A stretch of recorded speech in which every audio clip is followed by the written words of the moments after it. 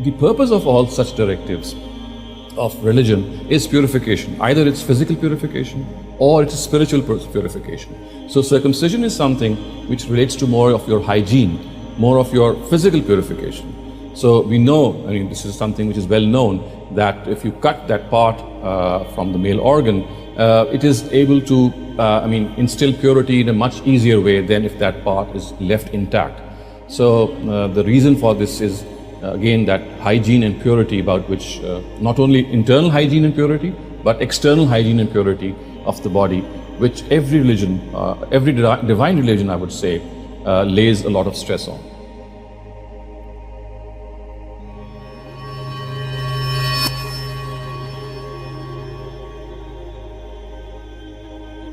First of all, it needs to be understood that the directives of Islam, if you ask in a way that we are able to find out where exactly it is placed, the sources of Islam are two: the Quran and the established practice of Prophet Muhammad ﷺ, which we call the Sunnah.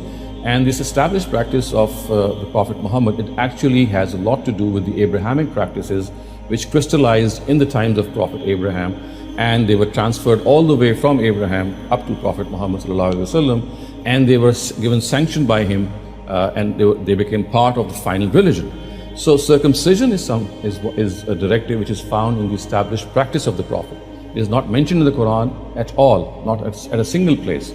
But again, as I said, the reason is that the sources of Islam are not just the Quran. It is the Quran and the established practice of the Prophet. And by the established prophet of the Prophet, as the Quran speaks, it is basically a Sunnah of Ibrahim, or the Sunnah Ibrahimi. And circumcision is something which originated from Prophet Abraham, and we know this from the Bible as well. So the directive regarding circumcision is that the male offspring, the male child, he has to be circumcised. There are some spurious narratives which speak of female circumcision, which is an absolutely heinous thing to even imagine.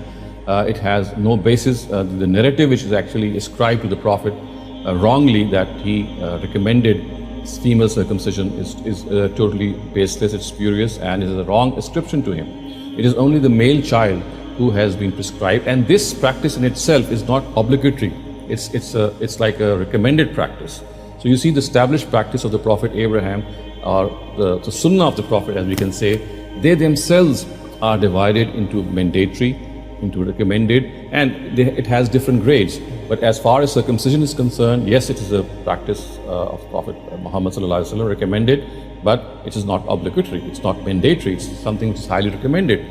And one more thing that I think I would like to explain here is that the purpose of all such directives of religion is purification. Either it's physical purification or it's spiritual purification. So circumcision is something which relates to more of your hygiene, more of your physical purification.